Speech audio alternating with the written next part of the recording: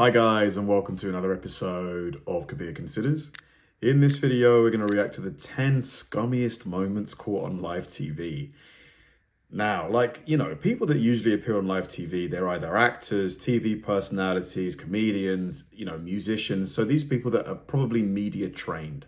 They're told what to say by their managers, their agents.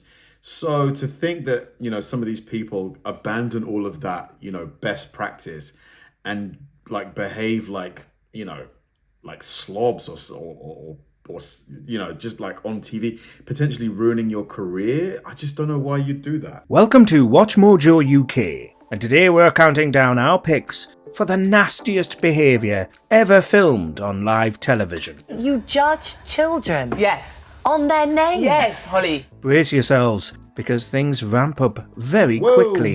Before we begin, we publish new content every day, so be sure to subscribe to our channel and ring the bell to get notified about our latest videos.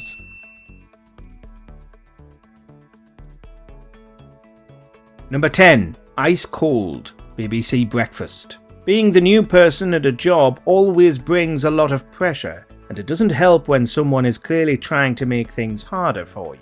That's what seemed to happen to business reporter Hannah Miller when she was tasked with doing a report on an ice cream maker. When throwing back to Naga Munchetti, she was met with this response. I bet you wish you were here now. I don't like ice cream, Hannah. Seemed like she was deliberately making things difficult for the young reporter, and it was genuinely hard to watch. Do you like brownies? Not so much. Thankfully, To be honest, she is known to be super difficult to work with. Like really, really, really difficult to work with.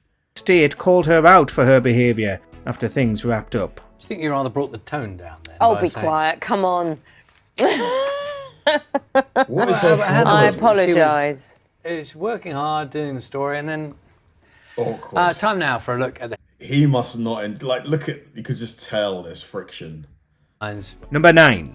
Ganging Up, Loose Women. 3,000 people complained to Ofcom after the cast of Loose Women faced Kim Woodburn in a very uncomfortable to watch moment. Exactly is it that Colleen has done that annoys you so much? Ask Colleen. Kim and Loose Women's Colleen had beef that went back to Celebrity Big Brother. In an attempt to reconcile, Kim went onto the show, but it quickly turned out to be a 4-against-1 situation. My dear, you my dear. You're a horrible, self-centered, publicity-seeking. Linda even called Kim talentless and referred to her as a demon and a witch. It's no wonder Kim ended up walking out after being grilled about the fallout, with all 4 panellists being on Colleen's side. I wouldn't want to sit and talk to lying trash. Well, I think that's sad. We're pretty sure this isn't the best way to attempt a reconciliation.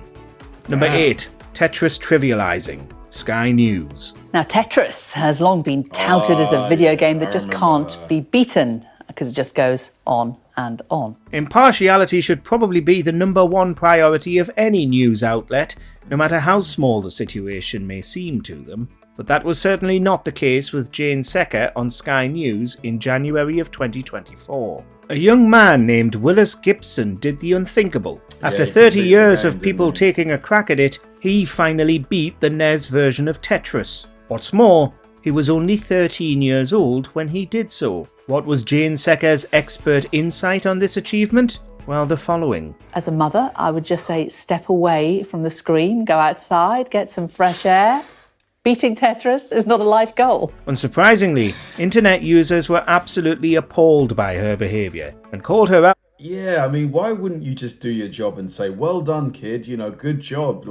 Just say what we expect you to say. You haven't got to put your opinion in there. Belittling what the boy had done. Ironically, she was also worshipping 16-year-old darts player Luke Littler at the time. So really, what makes one better than the other? Jackie, would your advice and my advice be to that child to step away from the video console? Number 7. Boris slips out. Good morning, Brit. During the 2019 campaign run, the Tory government was facing a lot of criticism. In order to clear the air and acknowledge some of these issues, then Prime Minister Boris Johnson had promised to talk to Piers Morgan and Susanna Reid on Good Morning Britain. Morning, Prime Minister. Will you come on Good Morning Britain, Prime Minister? Wow. I've just had...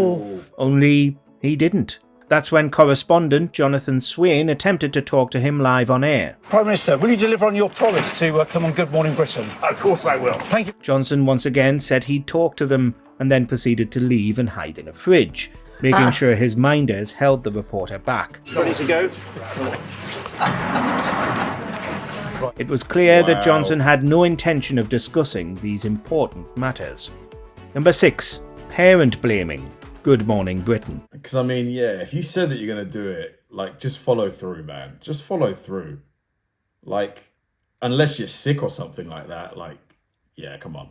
When newsreader Mark Austin brought his daughter onto the show to discuss eating disorders, they did an excellent and very honest job of highlighting their experiences. Austin noted that he was distraught that he hadn't caught the issue earlier, and host Richard Madeley, as if like a shark smelling blood, jumped on this. Now, probably because of all the programming that I've done, particularly with Judy, about anorexia and eating disorders, I'll say this, I probably would have clocked it. He seemingly pointed an accusatory finger at the father, saying that he would definitely pick up on whether his children had an eating disorder. But you've been really honest, Mark. I mean, really, sort of self-critical and said, you totally screwed up. You didn't recognise it for what it was. Well, you just thought she was being a silly girl. It's hard to take these comments as anything other than a brag about how much better of a father he is, or how Mark Austin failed as a parent for not acting sooner, despite the common knowledge that sufferers can be good at hiding things from those around them. So when you were getting it wrong, and how long did that period last for? What kind of things were you saying to her, which of course weren't doing any good? Number 5.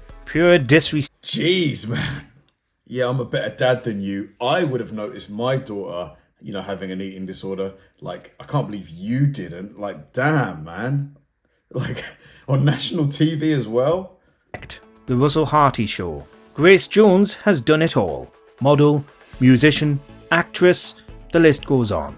So Russell Harty was in no position at all to look down on her when she appeared on his show back in 1981. Can you smell her at all? No, I've got my own body odour perfume.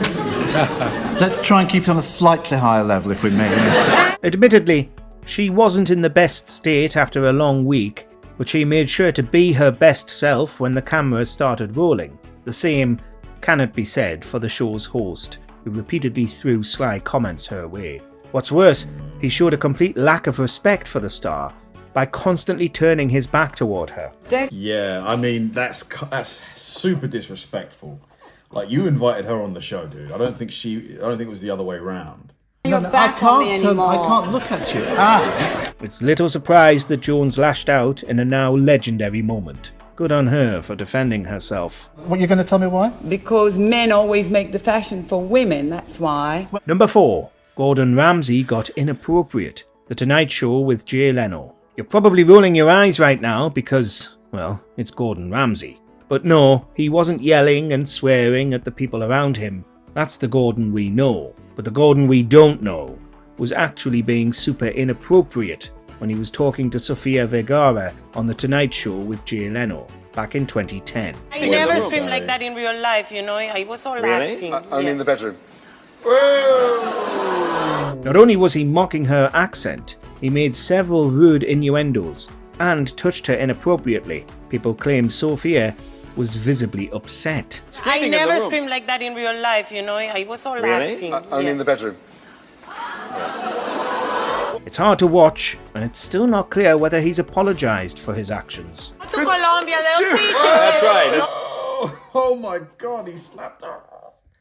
Stop watching. Number 3. Clarkson's Rage. The One Show. Who makes great efforts not to offend. And we've got Jeremy Clarkson. Jeremy Clarkson barely goes a day without ruffling a few feathers. Most of the time, it's harmless fun. But when the former Top Gear host appeared on The One Show in 2011, his comments led to major backlash. At the time, there were ongoing public sector strikes, and when asked about his thoughts on the subject, he came out with some things no one was expecting. Frankly, I'd have them all shot. The comments put Jeremy in a really bad light, and it's unsurprising that this segment was met with an insane amount of Ofcom complaints. 21,000 to be precise. Of course, those are Jeremy's views. Only Jeremy's views. Number 2. Too far. What? GB News. GB News has been labelled as controversial by many over the years for inviting guests like Lawrence Fox onto the show. In September of 2023, Fox appalled viewers with his comments against journalist Ava Evans. We're past the watershed, so I can say this. Show me a single self-respecting man that would like to climb into bed with that woman, ever. Instead of merely disagreeing with her politics, he instead took aim at her personally, in a tirade that was very uncomfortable to watch. You don't need these sort of feminist 4.0. They're pathetic and embarrassing. Who'd want to shag that? His words against her were branded as Man. Like, even though GB News is known for being, you know, like quite extreme in some of its views and stuff, dude, to say that on a national, because it is aired nationally, like radio show or news show or whatever, like, dude, your career mystic, and landed the show almost 9,000 complaints to Ofcom. It's little surprise that GB News has since distanced themselves from Fox. And also I'd like to add that I'm not saying any of this stuff because I know I'm going to get sacked tomorrow. I'm saying this stuff to clear my own conscience. Number 1. Assault live on air. Top of the pops. Early in his career, Jimmy Savile was the face of the weekly music show Top of the Pops. He continued to present it for over a decade. The audience members were meant to be over 18, but oftentimes they were younger. In this chilling clip, Savile is speaking directly to the camera while his hand is out of sight. A girl beside him jumps sideways out of his way. You can assume what happened here. In the 60s and 70s, it was not uncommon to see male TV presenters acting inappropriately with young women on air. If this behaviour had not been normalised, perhaps Savile's actions at the time would have been seen for what they actually were: abuse. What appalled you when you saw it on TV? Let us know in those comments below. The guy, I think Richard Madley, the one who basically said to the dad who came on to the onto his show saying, you know, I wish I'd caught my daughter's her eating disorder earlier, you know, and then Richard just rubs it in his face. Like, that was unbelievable. I mean, Richard Madley, like, he's got like 30 years experience being on TV. You'd think someone would have more like tact, you know, to like deal with that situation rather than just rub it in his face that, oh, you know, your daughter had this massive problem, but you couldn't catch it because you weren't there. Like, wow. Thanks for watching, guys, and I'll see you in the next one.